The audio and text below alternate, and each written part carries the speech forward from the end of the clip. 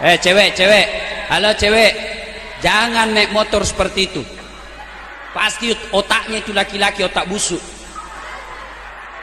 Mana buktinya kau cinta sama saya? Ambil kertas bermaterai, tanda tangan, kasih segel. Ini buktinya.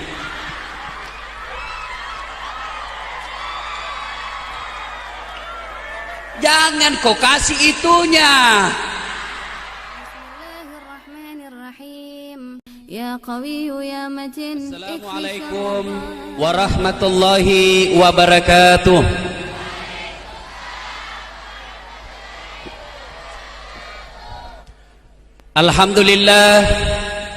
Alhamdulillahi rabbil alamin. Wabihi nasta'inu ala umurid dunya waddin. Ashhadu an la ilaha illallah wa ashhadu anna Muhammadan abduhu wa rasuluh. Allahumma salli ala Sayyidina Muhammad wa ala alihi wa sahbihi ajma'in. Amma ba'd. Ma'asyiral muslimin muslimat, Bapak Ibu guru yang saya hormati, teristimewa, adik-adik sekalian yang cantik-cantik dan cakep-cakep.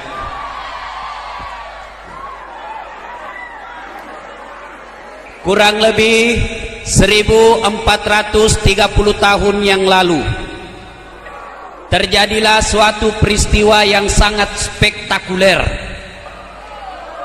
di mana diperjalankan seorang manusia pilihan dari Masjidil Haram di Mekah ke Masjidil Aqsa di Palestina, lalu dilanjutkan ke Baitul Maqdis.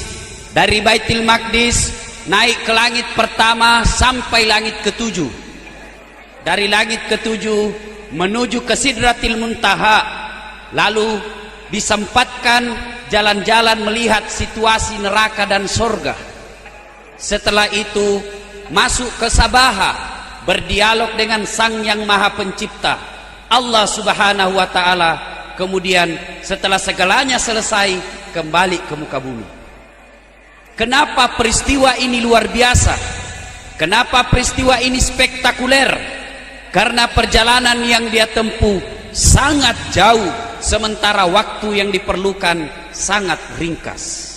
Dalam ayat dikatakan lailam, sebagian malam saja, tidak cukup tawa satu malam.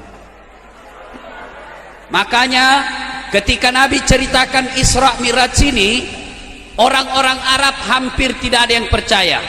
Bahkan Abu Jahal dan Abu Lahab berkata, saudara-saudara sekalian bangsa Arab, inikah Muhammad yang engkau percaya sebagai nabi? Ternyata dia pembohong besar. Katanya bede dari Masjidil Aqsa tadi malam, dari Palestina tadi malam, sekarang ada lagi di Mekah pagi ini.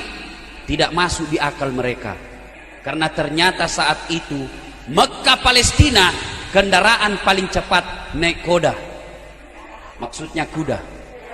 Nah, kala-kala panter yang dari ujung pandang. Waktu itu kendaraan paling cepat naik kuda. Berapa waktu yang diperlukan? 1 bulan ke sana pun kembalinya 1 bulan. PP 2 bulan. Sementara Nabi tidak cukup 1 malam. Makanya Nabi bilang, Abu Lahab, Pak Baleang ko, bohong-bohong kau pasti toh. Ternyata mereka lupa bahwa sebenarnya kejadian Isra Mi'raj itu adalah sepenuhnya kehendak Allah. Kita simak ayat yang kita dengar tadi. Subhanalladzi asra bi abdihi. Maha suci Allah yang telah memperjalankan hambanya. Apa yang dimaksud memperjalankan? Berarti Allah yang aktif, Nabi Muhammad terima beres. Namanya kita diundang. Kalau kita diundang, berarti semuanya ditanggung sama yang mengundang. Pak Cetong baru disuting GR nih.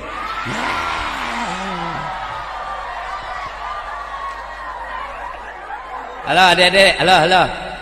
Ini motivasi. Tentu yang panas seperti ini beda pahalanya yang dingin di sana. Betul ini betul. Tentu yang basah keteknya lebih banyak pahalanya daripada yang dingin di sini. Iya. Ayo kita simak. Karena ini Rasulullah diundang oleh Allah, maka segala sesuatunya ditanggung oleh Allah Subhanahu wa taala. Halo? Halo? Salah sambung. Saya kasih contoh begini, sederhana, tidak masuk di akal tapi betul terjadi. Beberapa hari yang lalu saya diundang ke Jakarta ceramah di kantor Menteri Hukum dan HAM. Saya berangkat selesai sholat subuh. Saya tiba di Jakarta sebelum jam 9 pagi. Selesai sholat duhur ceramah. Selesai sholat asar kembali lagi ke Makassar. Selesai sholat isya, alhamdulillah ada mak lagi di rumahku. Ternyata tanpa sepengetahuan saya ada semut ikut di kantong. Tahu semut adik-adik? Bahasa Perancisnya bere-bere. Ya kan? Ketika saya tiba di rumah, saya gantunglah baju saya di kamar. Keluar itu semut di kantongku. Pidato tahu. Pidatonya begini. Saudara sekalian bangsa semut, barusan saja saya pulang dari Jakarta. Dia bilang semut yang lain, jam berapa kau pergi mut? Panggilan kerennya semut. Dia bilang, tadi pagi Ces. Dia bilang, malam ada aku lagi di Makassar. Dia bilang, iya, butina tuh kau lihat main. Dia bilang, bale kok. Nggak masuk di akalku. Pagi kau berangkat, malam ada aku lagi di Makassar. Nggak masuk di akal. Kau jalan saja, baru kau di terminal Dayak, nak injak mako panter. Nah bilang, cocok itu yang kau bilang Ces. Kalau saya jalan, ini bukan saya yang jalan. Saya ikut di kantongnya Ustadz Dasat. Dia naik mobil dari rumah ke bandara. Dari bandara take off naik pesawat ke Jakarta. Pulang juga naik pesawat. Dari bandara pulang lagi naik mobil ke rumahnya. Betul saya tidak pernah tinggalkan kantongnya. Betul saya sembunyi dalam kantongnya. Tapi betul kak juga datang ke Jakarta. Kalempengang aku beli kak. Halo? Cocok toh? Kalau ini semut mau berangkat, tidak mungkin bisa sampai ke Jakarta. Tapi dia numpang mujur di kantongnya Ustadz Dasat. Nah, adik-adik, hal lain. Dulu tidak bisa dibayangkan, tidak pernah dalam otak tak ada orang di Pindrang berbicara dengan orang di Jerman tanpa kabel. HP. Iya toh? Kalau ada kabelnya masih masuk di akal. Oh ini kabel yang kasih baku sambungi. Tapi ini tidak ada kabelnya. Bisa bicara, bisa lagi dilihat-lihat mukanya dengan memakai fasilitas 3G. Ada di semua 3G-nya HP-mu? Ada tahu. Mamaku HP-nya juga bisa 3G. 300.000 Jina belikan. 3G itu kan miss call G, SMS G, menerima G. Itu juga namanya 3G.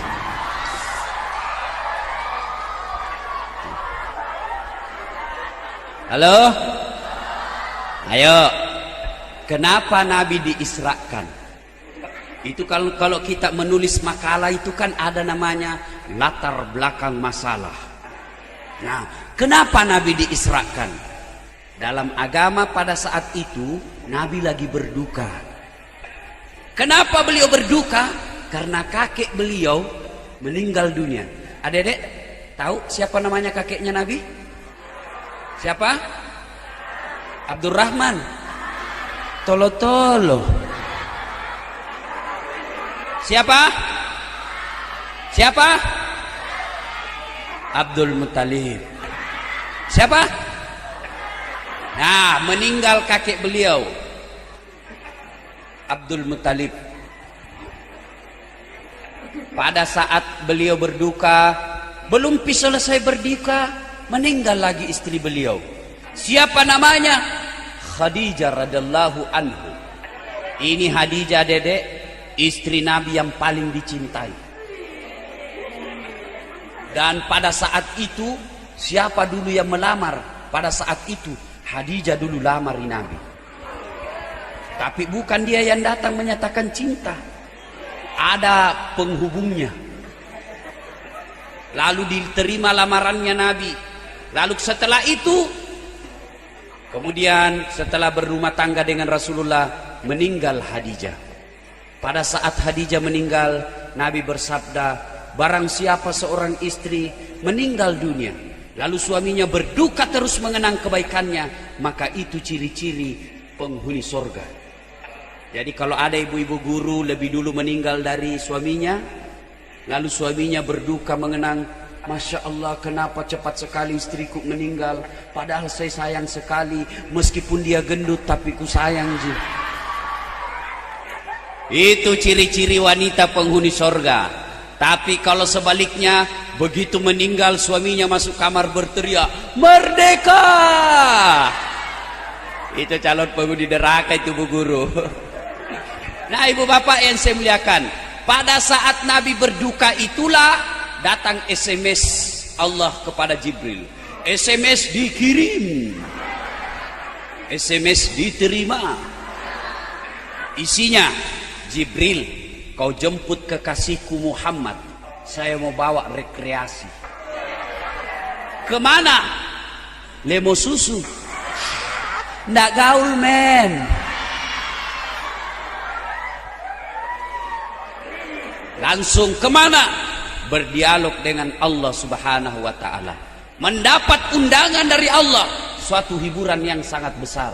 Saya saja pernah diundang Wapres ke Istana Wapres, membahas pada saat itu undang-undang anti pornografi mewakili ulama Sulawesi. Waktu saya terima itu undangan, saya kumpul semua mahasiswaku di Unhas. Saya bilang, lihat undangannya bapak tahu Wapres. Bangga, kenapa? Dapat undangan dari Istana Wakil Presiden. Itu baru manusia yang ngundang. Bagaimana kalau mengundang Allah Subhanahu wa ta'ala? Makanya Nabi senang. Datang Jibril. Pada saat itu Jibril menjemput Nabi, ditemani oleh dua jenderalnya malaikat, yaitu Mikail dan Israfil.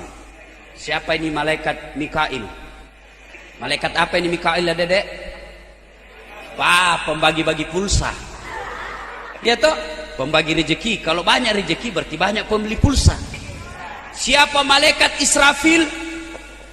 Pemain drum band, patiut trompet. Ya.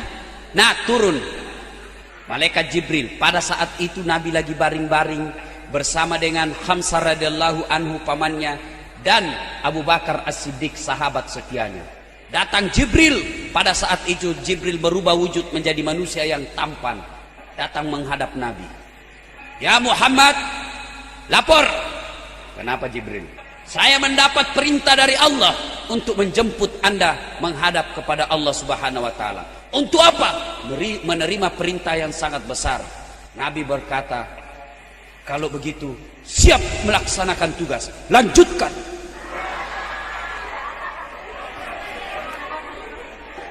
Lalu Nabi dibawa ke tepian sumur Samsam, dibaringkan, dibelah dadanya, lalu diambil hatinya, dicuci dengan air Samsam.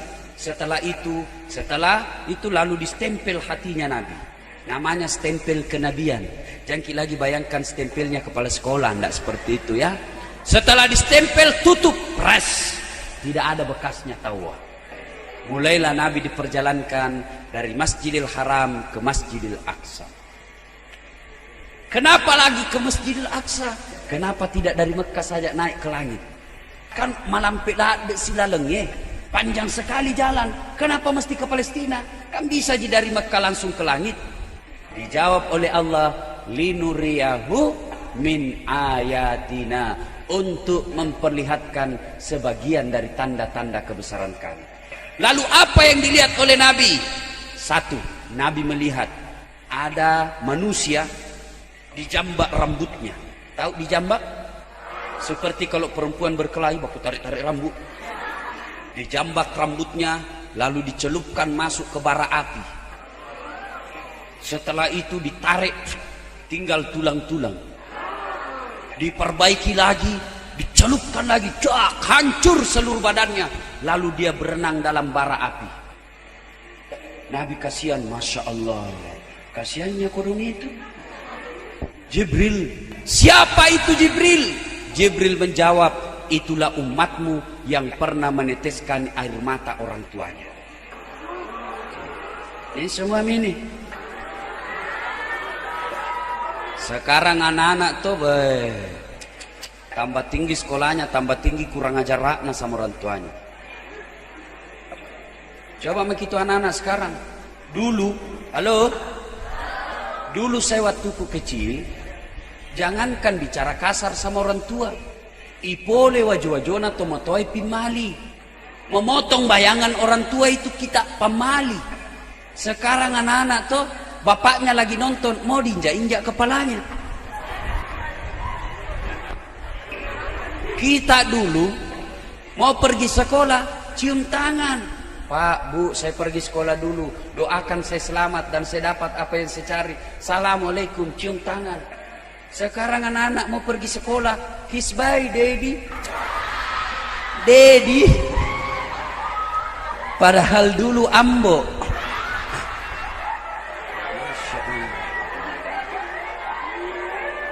Dulu kita, saya masih ingat, kalau ada tamunya bapak di ruang tamu, tidak boleh orang lewat depan tamu. Kalau lewat, nah kasih bolak matanya bapak, tak lari maki. Sekarang anak-anak dikasih bolak matanya bapaknya, apa nak bilang? Kenapa mata tak pak?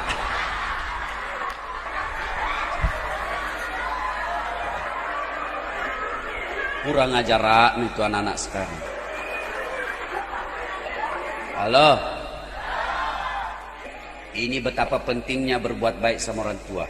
Dengar baik-baik, ini kisah nyata. Suatu saat Nabi lagi tawaf. Tahu tawaf adik-adik? Keliling Ka'bah. Kalau saya tidak salah, ada dulu anak SMA sini, saya pernah umrah sama-sama. Lagi tawaf.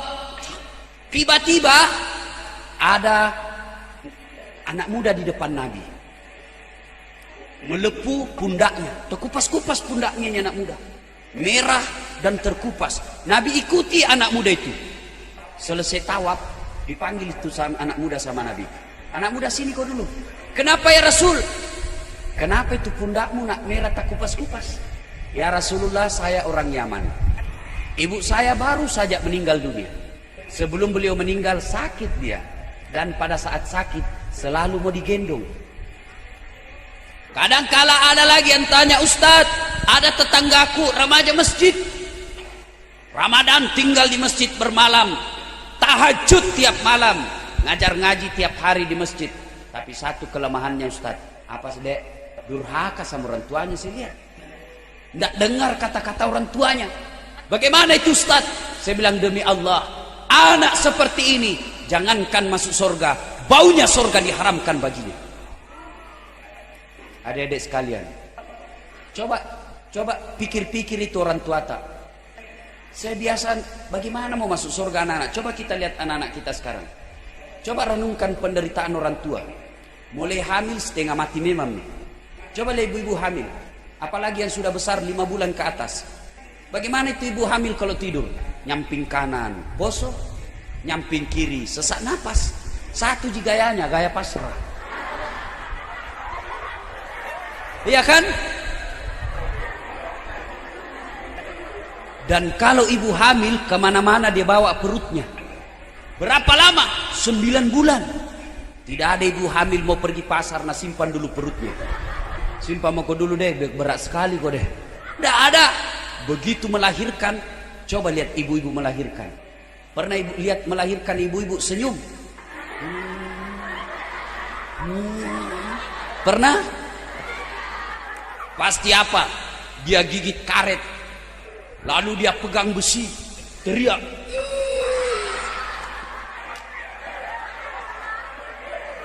Begitu melahirkan, 2 saja pilihan. Kalau tidak setengah mati, mati sekalian. Dan tidak sedikit ibu-ibu meninggal dunia melahirkan anaknya.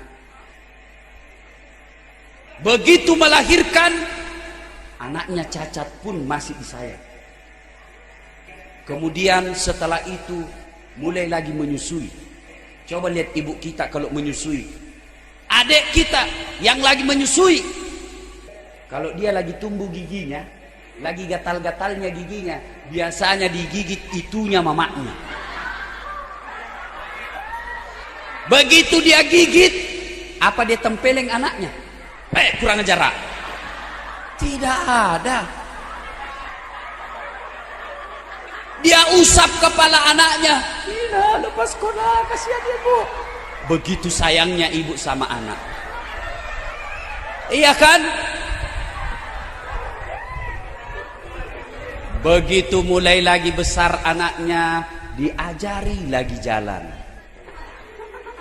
Begitu sudah masuk sekolah anaknya, diantar lagi pergi sekolah. Karena anaknya tidak mau ditinggal, terpaksa ibunya juga tinggal dalam kelas menjadi TK. Karena masuk SD, ibu tidak bisa masuk kelas, terpaksa ibu tunggu saja di depan pintu.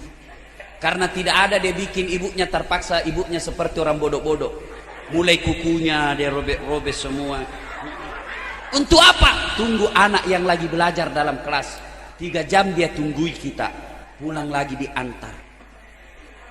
Begitu mulai lagi sekolah SMP, mulai lagi orang tua cari nafkah. Kadangkala ibu juga bantu suaminya untuk membiayai anaknya. Setelah bertahun-tahun menderita untuk anaknya, anaknya mulai masuk ABG, mulai kena puber. Akhirnya apa?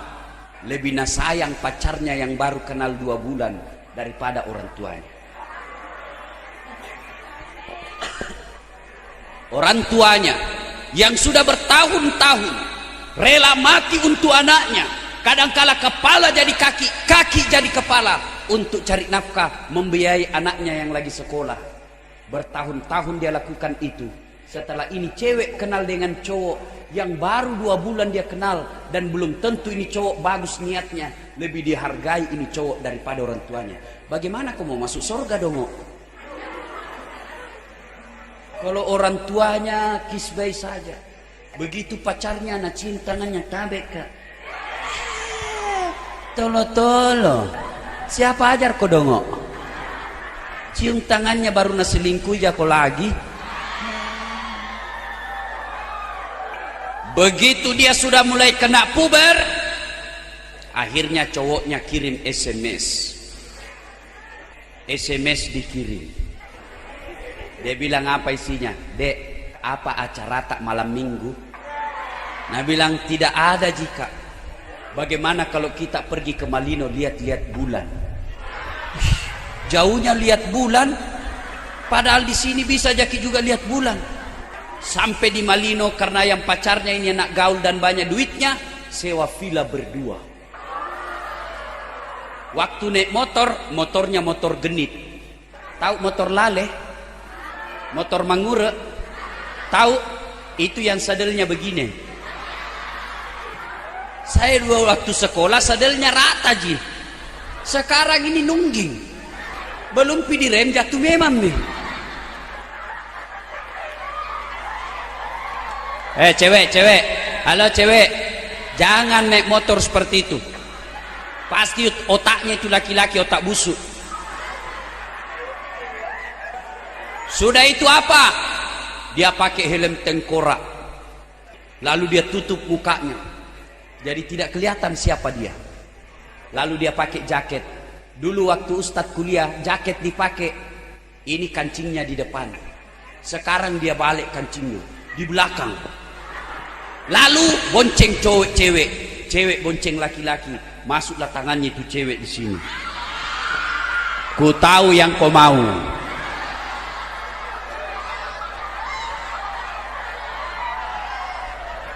Akhirnya di Malino berdua, cowok sama cewek satu kamar. Naik tanduknya ini cowok. Lalu dia bilang lah ini cowok, dek, lihat kak dulu tangan tak. Nah bilang ini kak, tahu wah halusnya. Dia bilang ini cewek, tentu dong anak mami. Tolo, dia kali mako itu dong. Begitu dia pegang jari-jari tangannya, akhirnya ini cowok lagunya Jamrut dia praktek. Jemari Tejo mulai piknik dari wajah sampai lutut Surti.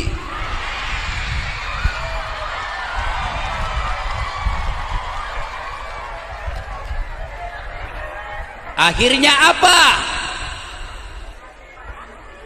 Dia bilang ceweknya, "Jangan Ki Kak, jangan Ki." Nah bilang, "Tunjukin bukti kesetiaanmu." Karena ini juga cewek-cewek bodoh. Cewek dengar baik-baik. Kalau ada cowok bilang tunjukin buktinya, mana buktinya kau cinta sama saya? Ambil kertas bermaterai, tanda tangan, kasih segel. Ini buktinya.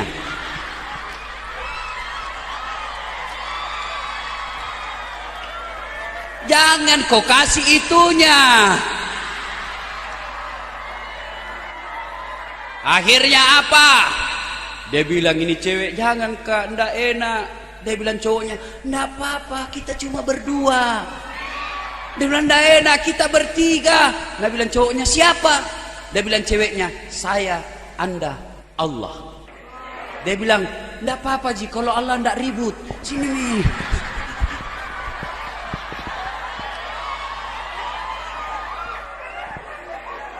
Akhirnya apa? Terjadilah sesuatu insiden. Tadi ke Malino pergi lihat-lihat bulan, pulang dari Malino tidak datang bulan.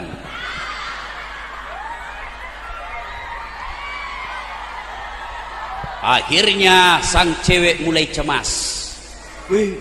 Biasanya tanggal begini datang misi merah.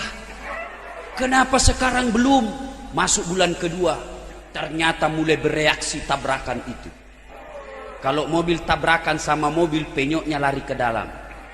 Tapi kalau cowok sama cewek tabrakan, penyoknya lari keluar.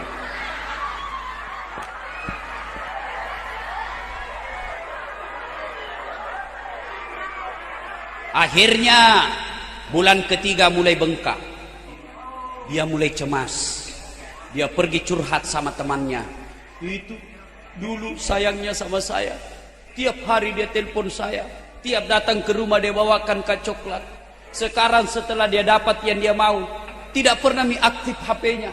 Barangkali dia ganti nomornya. Tidak pernah lagi datang lihat saya. Sementara ini sudah mulai membesar." Akhirnya cewek yang dia temani curhat, dipercaya ternyata tidak bisa dipercaya. Dia pergi ngomong juga sama teman kelasnya. Dia bilang, "Itu ternyata toh." Akhirnya apa? Satu kelas tahu. Kemudian apa? Satu sekolah tahu. Akhirnya malu pergi sekolah. 2 minggu tidak datang sekolah, dapat surat teguran. Karena takut ketahuan. Akhirnya berbulan-bulan, 1 bulan tidak sekolah. Kena surat, dikeluarkan dari sekolah. Karena takut ketahuan orang tuanya. Akhirnya apa? Dia pergi cari dukun. Yang dia dapat dukun palsu plus cabul. Akhirnya terjadi proses aborsi. Pada saat aborsi terjadi pendarahan. Dan pada saat pendarahan tidak bisa tertolong. Akhirnya meninggal dunia. Gara-gara apa? Karena dia tidak ikuti nasihat orang tuanya. Demi Allah, tidak ada orang tua mau lihat anaknya sengsara. Kalaupun ada dia larang kita, yakin dan percaya itu manfaatnya buat kita. Jangan mau dibodoh-bodohi oleh cinta sesaat. Kalau ada orang suka Ki, bilang Ki saja sama dia, "Saya suka Ki, tapi orang tuaku adalah segala-galanya buat saya. Dan orang tua saya melarang untuk itu." Ini baru anak yang baik. Iya toh? Iya kan? Nah, kita menyanyi lagi dulu.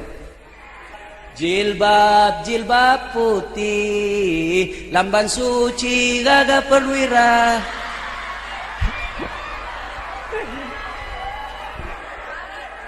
Bagus, itu saya waktu kecil lagunya kan lagu-lagu Islam. Sebatang pohon daunnya rimbun, lebat bunganya serta buahnya.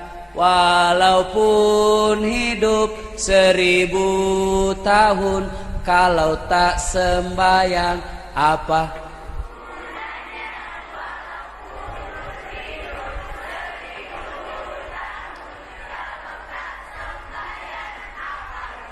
Wih, baik nak tahu ini cewek. Ini cowok gayaan aja.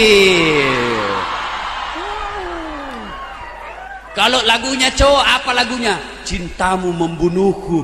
Wah, kasihan deh loh. Tahu anak santri ya, bagus ya. Adik-adik sekalian, demi Allah, tidak ada keselamatan bagi mereka yang durhaka sama orang tuanya. Ada yang bertanya, kalau begitu Ustaz, apa sih kewajiban anak kepada orang tua? Satu, menjawab panggilannya.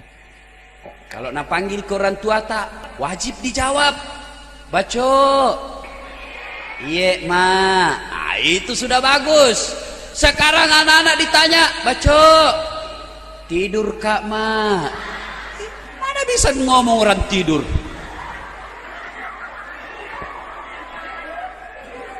Ustadz, bagaimana kalau lagi sholat Ustadz kita dipanggil? Caranya kalau laki-laki mengucapkan Allahu Akbar. Baco, Allahu Akbar. Tapi bikin dulu perjanjian sama mamanya.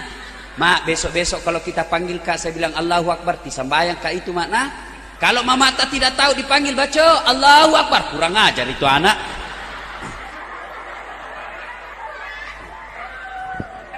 Bagaimana kalau cewek Ustadz? Tidak menyahut, tapi dia bertepuk. Fatimah 3 kali. Fatimah. Oh, kasih janji dulu sama mama. Jangan di Fatimah. Dah kira kak barangkali pramuka. Ayo. Yang kedua setelah menjawab panggilannya. Ini ada kisah nih. Ini kisah nyata. Jurais dihukum oleh Allah. Kenapa? Karena dia lagi sholat tidak jawab panggilan ibunya. Dipanggil sama ibunya. Jurais, ta'ali, Jurais kesini kau. Ibunya tidak tahu kalau Jurais lagi sholat sunnah. Jurais bingung. Saya jawab panggilan ibuku atau saya sholat? Akhirnya dia lanjutkan sholatnya. Tidak dijawab panggilan ibunya. Jurais, ta'ali, sini kau. Panggil 3 kali tidak jawaban. Akhirnya marah mamanya. Ya Allah, kurang ajarnya ini Jurais. Setengah mati saya hamilkan, setengah hidup saya lahirkan, bersusah payah saya besarkan. Masya Allah, saya panggil dia tidak mau menjawab. Ya Allah, jangan mati Jurais sebelum ketemu orang jahat. Ternyata pada saat itu sumpahnya mamanya, arasnya Allah terbuka, langsung dikabulkan. Ringkas cerita, ini Jurais remaja masjid, taat beribadah, banyak yang sentimen sama dia. Akhirnya orang-orang yang sentimen sama dia pikir, wah bahaya ini Jurais kalau dibiarkan. Harus dihancurkan ini anak. Bagaimana caranya? Sogok. Tidak mempan sogok. Kasih jabatan, tidak mempan. Kasih duit, tidak mempan. Akhirnya apa? Dia bilang kasih cewek cantik. Biasanya anak muda kelemahannya cewek cantik. Dikirimlah cewek yang paling cantik ke Jurais. Pada saat itu Jurais lagi bersikir dalam masjid. Datang ini cewek. Mulai dari berpenampilan cantik menarik sampai akhirnya telanjang bulat. Menari-nari ini cewek di depan Jurais. Jurais pejamkan mata lalu istighfar. Astagfirullah, astagfirullah. Tidak seperti kita istighfar matanya melotot. Astagfirullah, astagfirullah.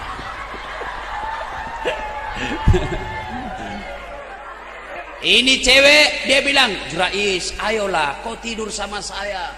Ini ibaratnya landasan sudah siap, pesawat sudah boleh mendarat. Tapi Jurais begitu mau mendarat, dia lihat rambu lalu lintas, huruf P silang warna merah, dilarang parkir. Akhirnya ini cewek malu, sudah banting harga di depan Jurais tapi tidak laku. Dia pergi berzina dengan tukang kambing. Setelah hamil, kemana-mana dia pidato. Saudara-saudara sekalian, kenal enggak Jurais? Kenal. Itu tuh yang rajin bersikir. Iya. Nih bale-bale gitu, nih hamil gara-gara dia. Akhirnya Jurais dilempari. Sampai copot gigi Jurais, babak belur mukanya. Nah bilang Jurais, bukan saya, kasihan. Kandala-kandala kayak kalau saya. Dia bilang Jurais begini, kita tunggu sampai lahir ini anak. Akhirnya lahir itu anaknya itu cewek yang hamil. Begitu keluar masih orok, ditanya, dipencet pusarnya sama Jurais. Kata Jurais, ya fulan, siapa nama bapakmu? Sebut kau. Dengan izin Allah ngomong ini bayi. Namanya bapakku di sebelah tetangga kambing, bukan Jurais. Apa nak bilang Jurais? Ku bilang memang Ces, bukan saya. Apa mi kalau begini hilang mi gigiku? Apa hikmah dari kisah ini? Jurais saja, coba ibadahnya baik, dihukum oleh Allah karena tidak menjawab panggilan ibunya. Coba dengar adik-adik sekalian, tidak ada itu keselamatan kalau kita durhaka sama orang tua. Menjawab panggilan kewajiban pertama. Yang kedua, mematuhi perintah. Nah sekarang anak-anak kalau diperintah tidak mau ikuti perintah orang tuanya, padahal perintah orang tuanya semua baik. Nah belajar kau yang baik. Nah jangan bolos. Nak kau belajar dengan baik. Untuk siapa? Untuk kita. Tidak ada orang tua bilang, nak belajar kau baik-baik, kau jadi sarjana, kemudian kau jadi orang kaya, kalau kaya belikan kak mobil. Tidak ada itu. Orang tua sudah senang kalau melihat anaknya sukses. Makanya adik-adik sekalian, patuhi perintah orang tua. Saya dulu dek, ini anak-anak kan sekarang kalau disuruh, apa disuruhkan? Oh baco, piko dulu beli tomat nak. Apa anda bilang? Matinya mama, masa gondrong beli tomat? Kenapa kalau gondrong beli tomat? Apa hubungannya gondrong sama tomat? Saya dek sampai sekarang, kalau saya pulang kampung, nah suruh kak mamaku pergi kak. Dasat, bukan dasat namaku kalau di kampung, ladase. Oh ladase, piko dulu beli minyak tanah nak, pergi mak. Bawa jerigen. Nah bila minta tetanggaku sama mamaku, kenapa kau dong disuruh itu Pak Ustadz beli minyak tanah? Ustadz tahu itu ya dosen. Kenapa pergi beli minyak tanah? Saya bilang sama tetanggaku, saya Ustadz kalau saya ceramah. Saya dosen kalau di depan kelasnya mahasiswa saya. Kalau saya pergi beli minyak tanah, anaknya kak mamaku peduli setan dengan yang lain. Adik-adik, baik-baik kisah orang tua kak. Ridha Allah, ridal walidain. Ridanya Allah tergantung kepada ridha kedua orang tua. Tidak ada keselamatan bagi mereka yang durhaka kepada kedua orang tuanya. Tidak ada kemaslahatan yang dia dapat bagi mereka yang durhaka kepada kedua orang tua. Ustadz, bagaimana kalau orang tua saya pabotoro? Bagaimana kalau orang tua saya selingkuh? Bagaimana kalau orang tua saya tidak sholat? Jawabannya ada pada kisah Ibrahim alaihissalam. Coba lihat Nabi Ibrahim. Nabi Ibrahim itu bapaknya namanya Azor. Produsennya berhala. Dia bikin patung. Ketika Ibrahim mau fight, mau ribut sama bapaknya, Allah katakan, Ibrahim ingat kok, itu bapakmu. Tapi dia nyembah berhala ya Allah. Allah katakan, bagaimanapun dia orang tuamu, kau yang mengalah, kau keluar dari desamu, jangan kau ribut sama orang tua. Nah adik-adik sekalian, nyanyi lagi di, nyanyi lagi. Apa lagunya lagi? Apa lagunya?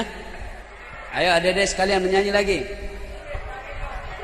Tak gendong kemana-mana, Lena. Ya coba kita adik-adik sekalian. Ada yang tanya, Ustadz, bagaimana kalau sudah meninggal orang tuaku Ustadz? Saya dulu nakal Ustadz, tapi saya sudah bertobat sekarang. Gimana kalau sudah meninggal orang tua? Ada 3 cara berbuat baiknya. 1, mendoakan orang tua. Apa doanya? Minimal 4 hal. Catat ini. Yang pertama, ya Allah, ampuni dosa orang tuaku. 2, terima amal ibadahnya. 3, lipat gandakan segala kebaikannya. 4, lapangkan alam kuburnya. Saya ulangi, ya Allah, ampuni dosa orang tuaku. 2, terima amal ibadahnya. 3, lipat gandakan segala kebaikannya. 4, lapangkan alam kuburnya. Lalu tutup dengan doa, Allahumma gfirli wali walidayya warhamhuma kama rabbayani sagira. Hafal adik-adik? Hafal? Coba bedek sama-sama. Allahumma gfirli.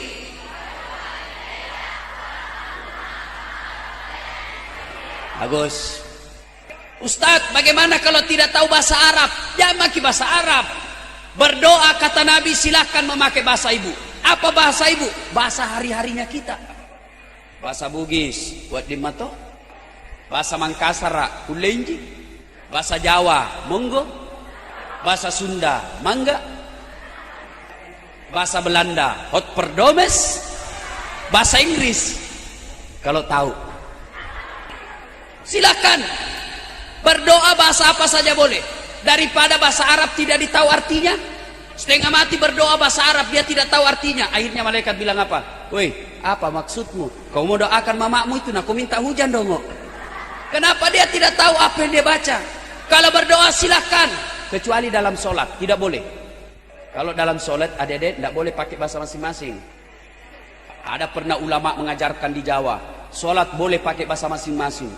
Bagaimana kacaunya sholat seandainya boleh pakai bahasa masing-masing. Misalnya di SMA sini berjamaah, yang jadi imam orang Arab, dia takbir pakai bahasa Arab, Allahu Akbar. Datang saudara kita makmum dari Sidra, dia takbir pakai bahasa Bugis, Allahu Ta'ala Malopo. Datang juga dari Jenek Ponto, dia takbir pakai bahasa Makassar, Kareng Allah Ta'ala Lompoa. Saudara kita dari Toraja tidak ketinggalan, dia takbir pakai bahasa Tator, Pung Allah Ta'ala Tonggo Gajah. Terakhir anak gaul dari Jakarta, dia takbir pakai bahasa Jakarta, dia takbir Allah gede banget gitu loh.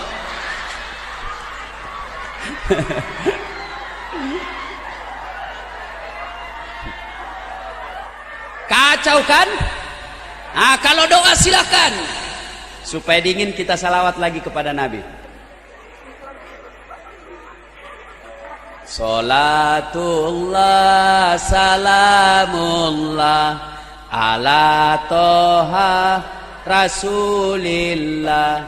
Salatullah salamullah ala yasin habibillah. Yang tidak salawat kita doakan tidak dapat jodoh.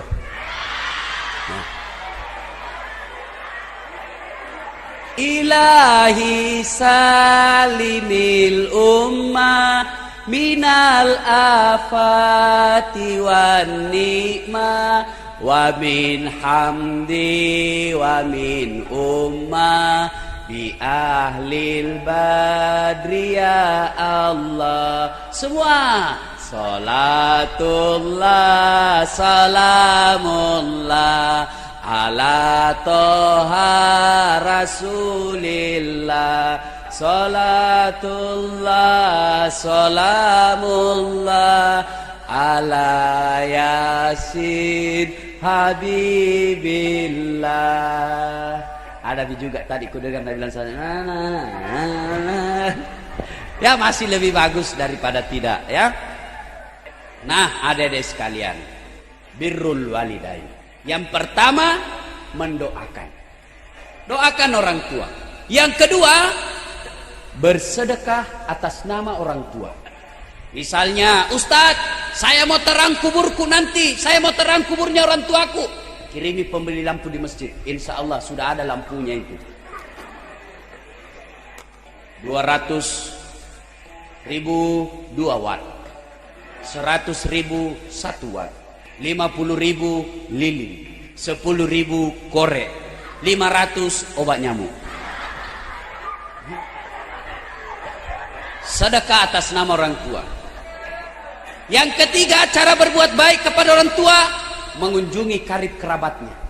Jadi misalnya ada temannya bapak kita rajin berjamaah sama-sama pada saat hidup, sudah meninggal orang tua masih hidup temannya, kunjungi karib kerabatnya. Itulah cara berbuat baik kepada kedua orang tua. Nah adik-adik sekalian, ya, ini kisah yang dilihat oleh Nabi. Lalu kita lanjutkan perjalanan. Banyak sebenarnya dilihat Nabi, tapi kita ringkas cerita. Sampailah Nabi di Masjidil Aqsa.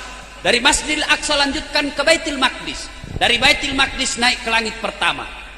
Di langit pertama ketemu dengan Adam alaihissalam. Langit kedua ketemu dengan Yahya dan Isa alaihissalam. Langit ketiga ketemu dengan Idris alaihissalam. Langit keempat ketemu dengan Nabi Yusuf alaihissalam. Langit kelima ketemu dengan Nabi Harun alaihissalam. Langit keenam ketemu dengan Nabi Musa alaihissalam. Lanjut ke langit ketujuh ketemu Ibrahim alaihissalam. Dari langit ketujuh Nabi melanjutkan ke Sidratil Muntaha. Dari Sidratil Muntaha menuju ke Sabah. Dan di Sabah terjadi dialog dengan Allah. Assalamu alayka ayyuhan nabi wa rahmatullahi wa barakatuh, kata Allah. Nabi menjawabnya, Assalamu alayna wa ala ibadillahi salihin. Ashhadu an la ilaha illallah. Allah menjawabnya, wa ashhadu annaka ya Muhammad wa rasulillah. Selesai itu Nabi mengajukan proposal kepada Allah. Ya Allah, umatku ini kan kecil-kecil, pendek-pendek, kasihlah istimewa. Allah kasih perintah sholat 50 kali sehari semalam. Berapa dek? Berapa? 50 kali. Turun. Nabi Musa katakan, apa oleh-oleh untuk umatmu ya Muhammad? Saya dikasih perintah sholat. Berapa? 50 kali sehari semalam. Berapa? 50. Wih, enggak salah. Umatku saja besar-besar, tidak bisa itu kalau 50. Apalagi umatmu yang kecil-kecil. Kau naik minta diskon. Naik. Ya Allah, terlalu banyak, dikurangi 5. Tinggal berapa dek? Berapa? 43. Tidak lulus matematika ini. 45. Turun lagi, kurangi lagi 5. 40. Masih banyak, naik lagi, kurang lagi 5. Masih banyak, naik lagi, kurang lagi 5. Mondar mandir setiap kali naik dikurangi 5. Terakhir tinggal 5. Nabi Musa bilang, berapa pi Muhammad? 50 mami, 5 mami, dari 50 dikasih mama 55 ini. Dia bilang, Nabi Musa masih banyak bos. Kau naik minta lagi diskon. Nabi bilang, Nabi Muhammad pikir, setiap kali saya naik dikurangi 5. Sekarang tinggal 5 nih. Kalau naik lagi nih, ndak ada miku dapat. Biar midai Musa sebentar topi dilihat. Ternyata apa yang dikhawatirkan Nabi Musa betul adanya. Sekarang saja tinggal 5, masih ada yang hari Jumat. Itu pun terlambat. Pas pulang ambil sandalnya orang. Ada malas sholat di sini? Ada? Ada? Bila maki apalah santana muda. Bila maki sigia kini hari ces. Bila meko, coba kok. Coba ndak ada ini turun nggak? Apa? Bila mako? Apa? Ustad, anu beda Ustad. Ndak bisa kena air. Tayamum. Tidak bisa berdiri, duduk. Tidak bisa duduk, baring. Tidak bisa baring, sholat pakai isyarat. Mana namanya itu Ustaz? Ya begini, ya, pakai isyarat. Matanya saja dikasih goyang-goyang. Allah. Itu namanya sholat pakai isyarat. Tidak bisa juga itu Ustaz goyang-goyang mataku. Silahkan sholat dalam hati. Mana namanya sholat dalam hati? Mulai takbir sampai salam, seluruh bacaan dibaca dalam hati. Jadi bagaimana kalau sujud ke Ustaz? Pejamkan mata, bayangkan lagi sujud, baca doa sujud. Namanya sholat dalam hati. Tidak bisa sholat dalam hati Ustaz. Bungkus, bawa dikubur. Ya toh cewek toh? Ya. Apalagi Ustaz? Kaya beda Ustaz.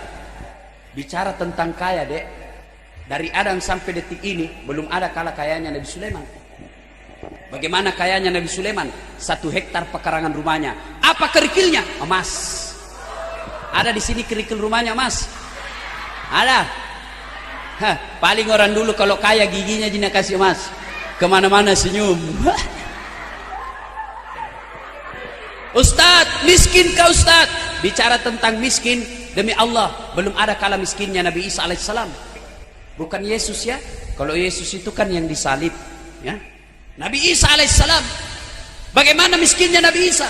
2 saja kekayaannya. Kalau bukan 2, 1 sisir dan pakaian melekat dalam dirinya. Miskin tetap sujud beribadah.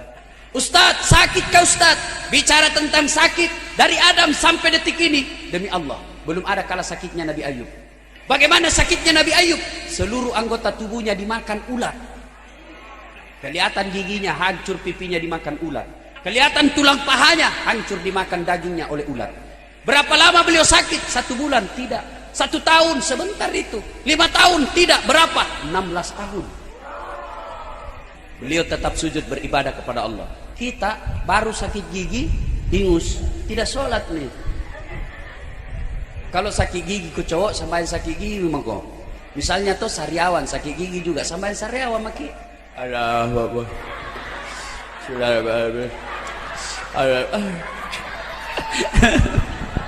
nggak tahu gitu bila sakit gigi tak cilaka. Apa lagi? Apa pi? Ustadz, gagah Ustadz. Bicara tentang gagah cakep demi Allah. Belum ada kalah gagahnya Nabi Yusuf. Bagaimana gagahnya Nabi Yusuf? Masya Allah. Allah menciptakan kegagahan di dunia 100. Khusus Nabi Yusuf dikasih Allah 65. Berapa sisanya, Dek? 45. Berapa? 35. 34 dibagi-bagikan Allah kepada nabi yang lain. Berapa sisanya? 1 menit. 1 saja. Inilah yang 1% dibagi-bagikan Allah kepada kita, ini manusia biasa. Nah, ambil Mirano Karno, Omai Rama, Omas, Tukul, Ustadz Dasat. Berapa mami kita didapat? 1% dibagi-bagi. Nabi Yusuf 65. Beliau cakap tetap sujud beribadah kepada Allah. Ustadz, olahragawan Ustadz, fitness. Bicara tentang fitness chest belum ada kala Nabi Musa alaihissalam. Itu Nabi Musa, kalau dia kunci badannya, Dek, tembus itu bulu-bulu di bajunya.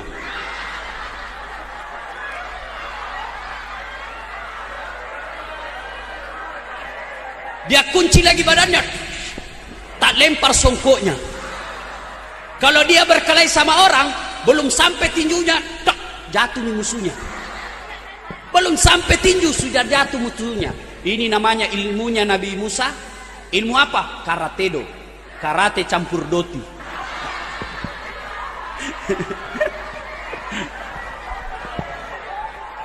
Hebat itu Nabi Musa di. Ustadz, tinggi pangkatnya Ustadz. Bicara tentang pangkat demi Allah, belum ada kalah pangkatnya Nabi Muhammad SAW. Beliau adalah Amirul Mukminin, setingkat presiden kalau sekarang. Beliau adalah penghulu para nabi. Beliau adalah panglima perang jenderal kalau sekarang. Tapi beliau tetap sujud beribadah kepada Allah. Apapun. Dan itu, kalau orang kaya tidak sholat, Dek, selebritis tidak sholat, pejabat tidak sholat, orang masih bilang ia tahu kaya, tinggi pangkatnya, bagus rumahnya, mewah mobilnya, cakep, terkenal, banyak orang tahu. Meskipun di akhirat dia miskin, paling tidak orang sudah bilang nggak dapat di dunia. Tapi ada juga orang saya lihat miskin, tidak terkenal, nggak ada kerjanya, jelek lagi mukanya, nggak sembahyang lagi. Kalau mako jadi tude cilaka.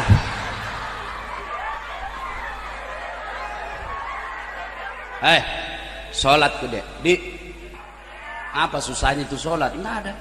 Ustadz, tidak ada bacaan ku hafal. Berjamaah di masjid. Asas salat jamaah. Kalau imam sudah baca, makmum sudah diwakili. Tidak baiknya jika kalau ku bilang kalau imam sudah baca, diam-diam aku di belakang. Sah. Ya ketawa cewek, serius kayak ini.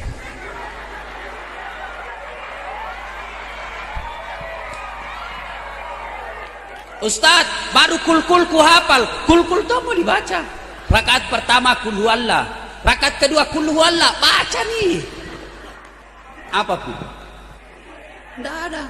Kapan orang Islam banyak tidak sholat sebenarnya? Kapan? Nih perempuan kalau selesai haid, 5 hari haid, nah tambahi bonus 2. Nah bilang bapaknya, kenapa belum sembahyang nak? Orang belum bersih, masih ada di sedikit-sedikit. Nah bilang bapaknya, bohong kau lagi tuh. Apa bohong? Ku kasih lihat ki.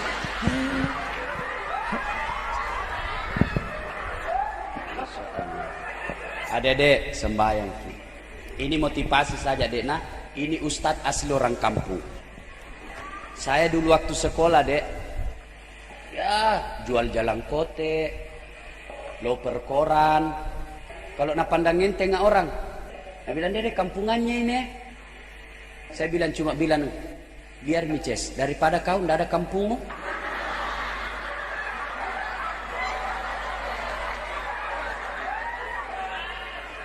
Dulu andalan Pak Ustadz sholat.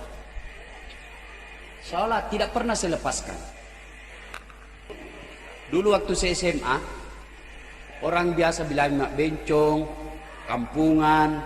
Saya cuma bilang dalam hati, jangan lihat saya sekarang, tunggu saya 15 tahun yang akan datang.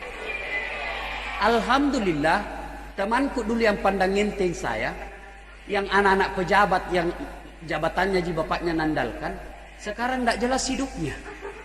Kalau ketemu sama saya diundang ceramah Pak Ustadz, saya bilang, biasa jamu kau tunduk-tunduk, tamamu ji lagi ces. Apa andalan kita? Sholat, minta kepada Allah. Bagaimana Allah mau kabulkan doa kita kalau kita tidak sholat? Oke lah, biarlah kita miskin sekarang, tapi minta doa kepada Allah supaya jangan miskin seterusnya.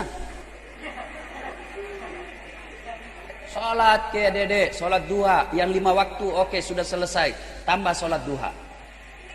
Bagaimana sholat duha Ustaz? Sama sholat sunnah yang lain. Apa bedanya? Niat dan waktunya. Kalau tahajud, niatnya tahajud, waktunya malam hari, syaratnya harus sudah tidur. Berapa rakaat? 2 sampai 8. Kalau duha, waktunya pagi hari, jam 7 sampai sebelum duhur. Jam berapa bagus? Paling baik jam 9. Apa niatnya? Allah sudah tahu. Adik-adik baru tinggalkan kelas, mau ke masjid sholat duha, itu sudah ada niat dalam hati, tidak harus diucapkan. Sholli sunatal duha raka'ataini lillahi ta'ala, Allahu Akbar.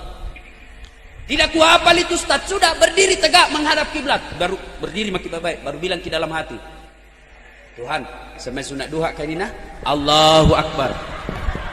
Boleh. 2 rakaat berikutnya ulang lagi, Tuhan masih seperti yang tadi, Allahu Akbar. Ya ketawa cowok, serius kayaknya. Boleh. Lalu selesai salat duha, minta kepada Allah. Ya Allah, saya dulu begitu. Ya Allah, saya terima nasibku miskin.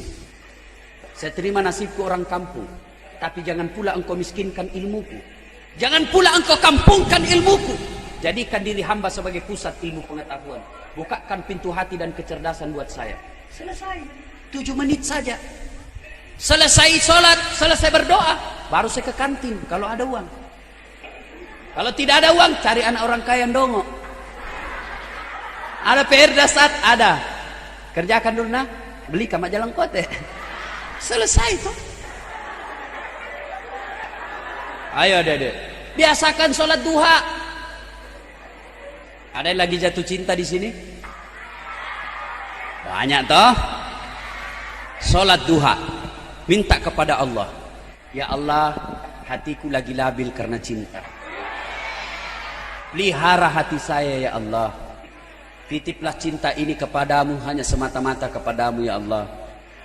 Kalau memang si Fatimah cocok bagiku, satukan hatiku dan hatinya, dan berikan kemampuan bagiku untuk mendapatkannya. Lalu bimbing kami agar kami tidak tersiksa dengan kemaksiatan. Engkau maha tahu ya Allah. Jika dia tidak cocok bagiku, hanya menghancurkan pribadi dan masa depan saya, jauhkan hatiku dan hatinya, dan berikan kemampuan bagiku untuk melupakannya. Engkau maha tahu ya Allah. Jika memang dialah jodohku ya Allah, yang lebih penting dari itu, bukakan pintu hati orang tuanya, supaya sedikit juang panai na minta.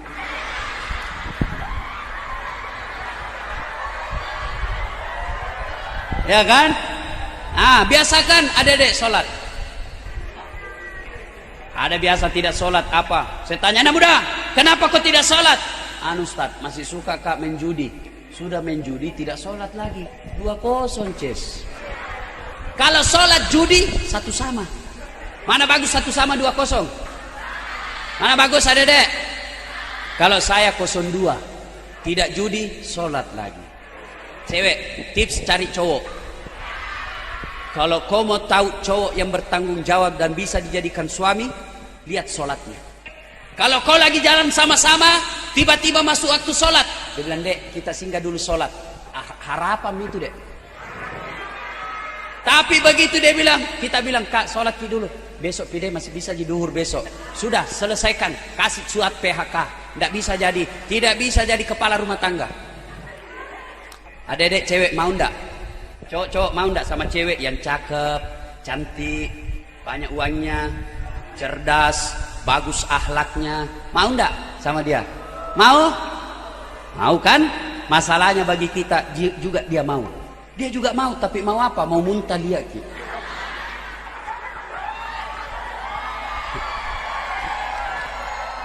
Kenapa? Karena tidak sholat. Mau tahu hukumannya tidak sholat?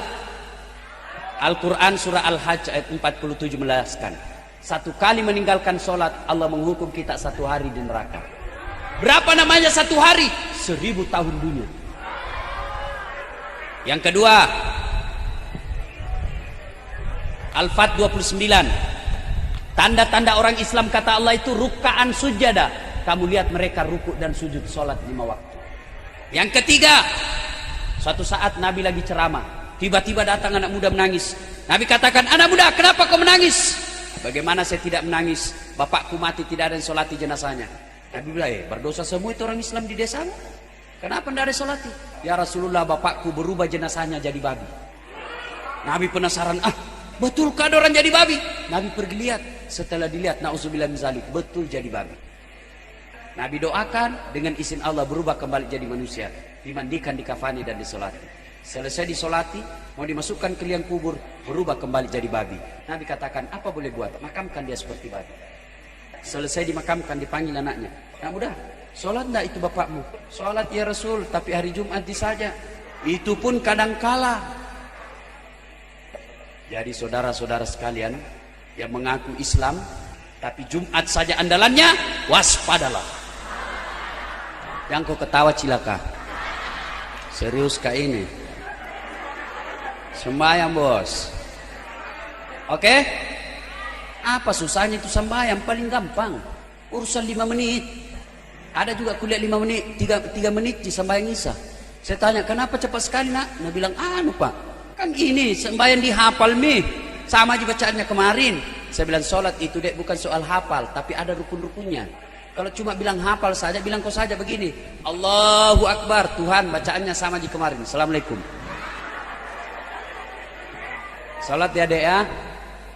Tidak ada susahnya itu sholat. Paling gampang. Selesai sholat minta kepada Allah. Insya Allah Allah akan kabulkan permintaan kita. Nah adik-adik sekalian, sebenarnya banyak yang kita ingin uraikan, tapi waktu jualan. Kenapa? Terus menghina. Memangnya saya tukang parkir. Terus. Ustaz ini Ces. Salawat lagi. Sallallahu ala Muhammad, sallallahu alaihi wasallam, sallallahu ala Muhammad, sallallahu alaihi wasallam. Waktu saya kecil dulu, kalau ada temanku dia pelesetkan ini salawat. Dia bilang apa? Kau barasanji orang tuh? Dia bilang, ya ko telo alamoi, ya ko manu alai mai.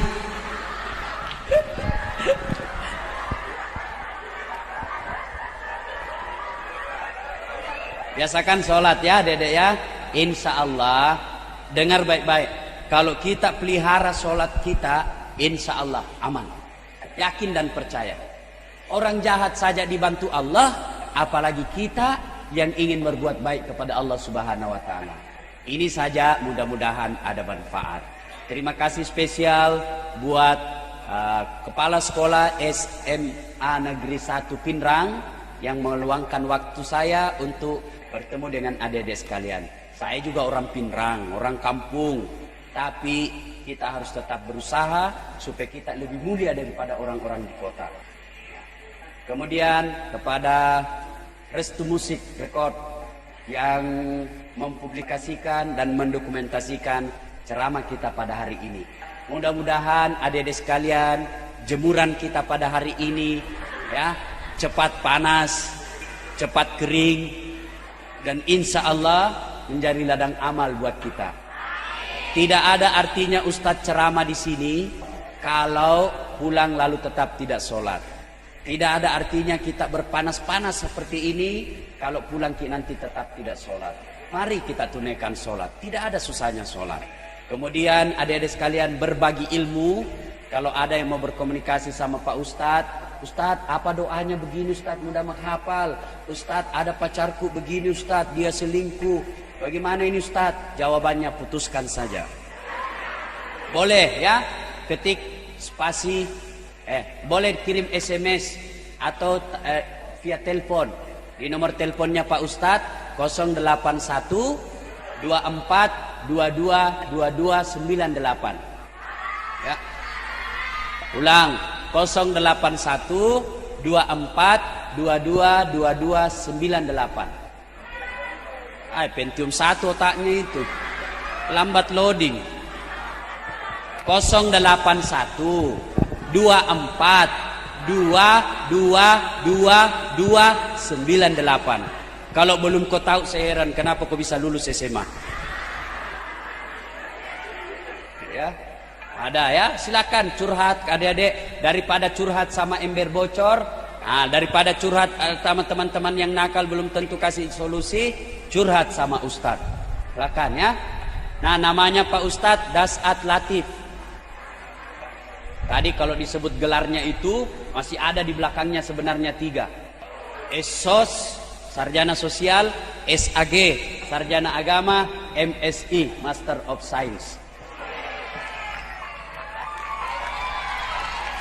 Ustadz, pekerjaan, dosen ilmu komunikasi, Fakultas Ilmu Sosial Politik, Universitas Hasanuddin. Kalau ada nanti yang lulus di ilmu komunikasi di Unhas, ketemu sama Ustadz. Ya. Kemudian sehari-harinya di Makassar, Ketua Ikatan Dai Muda Profesional Sulawesi Selatan. Status jomblo. Betul Kak? Nah, mudah-mudahan ada manfaat. Sebagai kesimpulan, Rasulullah bersabda, as-shalah mi'rajun ummah. Salat adalah mi'rajnya umatku. Kalau adik-adik sekalian mau mi'raj, caranya adalah memperbanyak sujud salat di hadapan Allah Subhanahu wa taala. Demikian, jika ada kata dan kalimat yang salah, itu datangnya dari pribadi yang berbicara. Jangan salahkan Islam, tetapi silakan salahkan pribadi yang berbicara. Jika ada kata dan kalimat yang benar, itu datangnya dari Allah Subhanahu wa taala yang secara sangat-sangat kebetulan melalui mulut pribadi sang pembicara. Karenanya tidak penting dan tidak perlu menghargai sang pembicara, tapi hargailah kebetulan. Aslahallahu umural muslimina, sarafallahu syarral mu'di.